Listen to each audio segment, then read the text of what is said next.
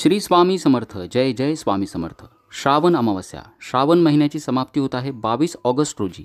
अमावस्येला सुरुवात होईल सकाळी 11:55 आणि ती संपेल 23 ऑगस्ट रोजी म्हणजेच शनिवारी 11:35.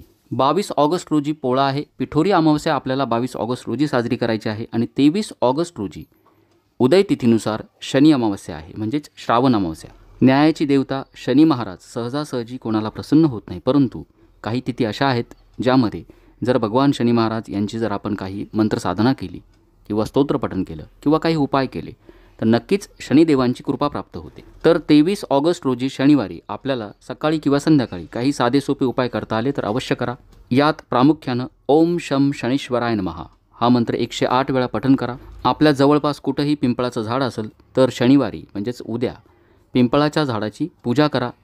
पिंपळाच्या झाडाखाली दीपदान करावं म्हणजेच तिळाचं तेल किंवा कुठल्याही तेलाचा दिवा लावावा. या दिवशी मुंग्यांना साखर खाऊ घालावी.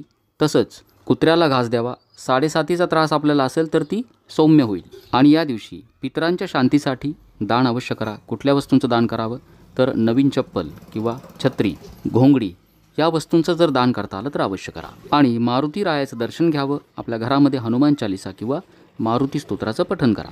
यातील जे जे उपाय आपल्याला जमतील शनी अमावस्येच्या दिवशी अवश्य करा. शनी कृपा प्राप्त करा. श्री स्वामी समर्थ. जय जय स्वामी समर्थ.